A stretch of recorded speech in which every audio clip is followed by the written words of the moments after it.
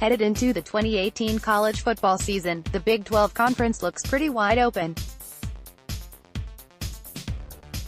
It will be a tight race to the finish all year as some teams try to overcome key losses in order to win the Big 12 title. Oklahoma appears to be the favorite, but they must replace Baker Mayfield at quarterback. They still return a good amount of young talent, but Mayfield was the heart and soul of that team for the last few seasons. Oh, and having a Heisman Trophy winning skill set at quarterback didn't hurt either. Texas may be trending upward under Tom Herman, but they aren't without their question marks either. Like Oklahoma, they don't know exactly who their quarterback will be when Week 1 rolls around. To compound that problem, several pillars of that 2017 defense were drafted by NFL teams this spring. Mike Gundy's Oklahoma State defense will have to begin life without Mason Rudolph, Marcel Aitman, and James Washington. TCU is always in the hunt to win the Big 12, but they must also replace their quarterback because Kenny Hill is gone. If there is one coach who can figure it out, it's Gary Patterson. Maybe the most intriguing team in the Big 12 this season is West Virginia. Their offense, especially the passing attack, should be lethal with Will Grier throwing to David Sills. The defense isn't as strong as the offense, but it won't need to be. According to BetOnline, here are the odds for each team to win the Big 12 championship in 2018. Kansas has the worst odds of any team to win the Big 12, and it's not even close. A non-conference team may have better odds at a Big 12 title than Kansas. While a conference championship may not be in the stars for the Jayhawks, they might actually have a shot to end their historic 46-game road losing streak. It might be another year of middle-of-the-pack football in the Big 12 for Cliff Kingsbury and the Red Raiders. After getting to 6 wins and bowl eligibility a year ago, Texas Tech loses starting quarterback Nick Shimonek. They may not fall off much if Jet Duffy can step up in 2018, but it will be an uphill battle with some stiff competition in the conference. Matt Campbell's Iowa State Cyclones played the role of spoiler to some top 10 teams in 2017, and that may be the role they're best suited for again this year.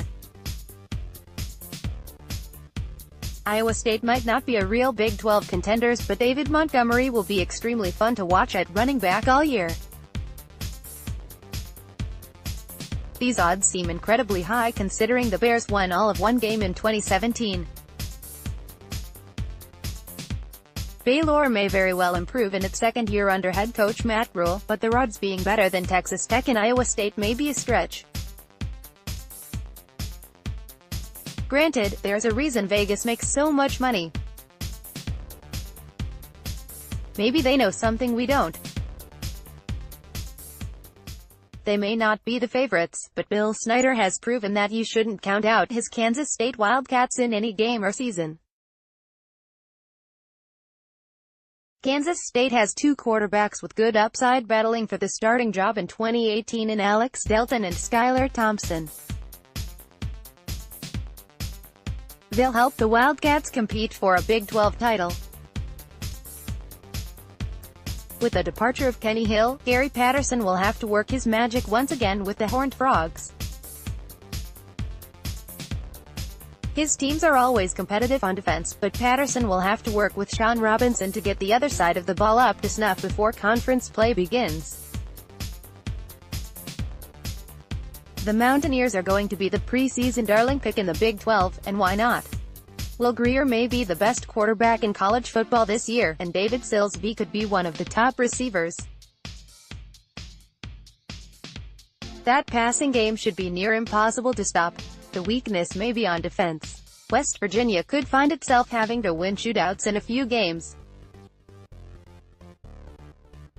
Mike Gundy will really need to work his magic in 2018 as the Cowboys will need to undergo a facelift on offense after Mason Rudolph, Marcel Aitman, and James Washington are off to the NFL. Luckily for Oklahoma State, one of the nation's best running backs in Justice Hill returns. Can they ride him to a Big 12 title? It may take until the end of fall camp, and a week or two into the season, but Tom Herman will have to determine who his starting quarterback is in 2018. The Longhorns' defense made great strides in Herman's first year, but a couple of big pieces to that puzzle will be playing on Sunday in 2018. Enough talent remains on that roster for Herman to mold them into a contender in the Big 12 though.